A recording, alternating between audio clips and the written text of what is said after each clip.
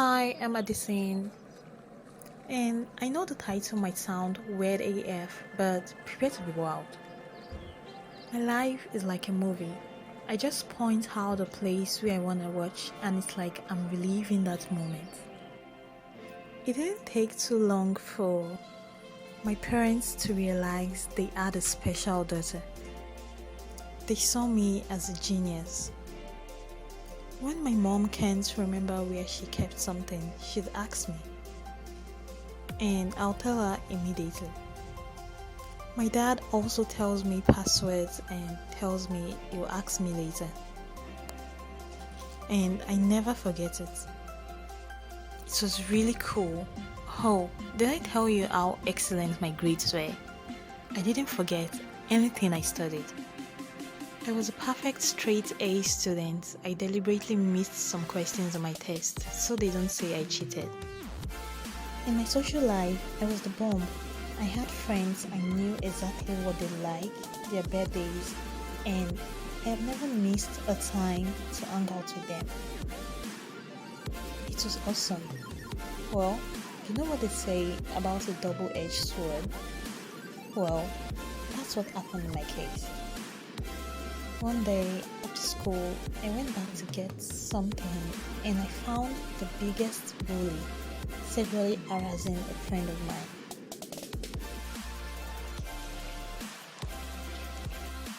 When I got there, I screamed and he told me to sit and watch him.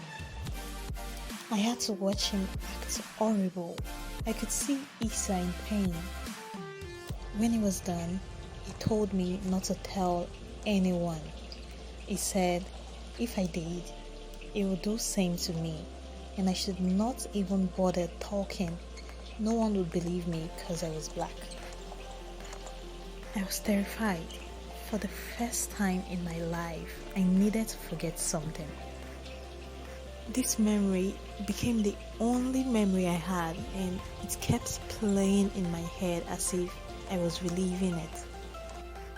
I could see the pain Issa went through and how heartless he was. I had to stop thinking about it. Going to school the next day worsened it. I couldn't sleep the night before and being in the environment where it happened triggered the memory even more. I couldn't concentrate in class. Issa didn't show up. I was sorry for her. But Van was around. When our eyes met, he gave me a warning look. I was terrified AF.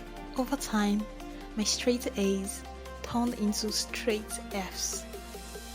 My parents were worried I wasn't their smart daughter anymore. I could see sadness in their eyes. My mom always tried to get me to talk, but all I could say was, nothing, I'm fine. I couldn't dream of saying it, or it was gonna hurt me. I was so depressed. All I could think of was the rape. It felt like it was happening all over again. When Issa resumed, she looked really sad. I tried talking with her, but I knew she wasn't fine. Maybe if I spoke up about it, she would feel better. Me too. Few weeks after, a sudden news came to us. Issa had committed suicide.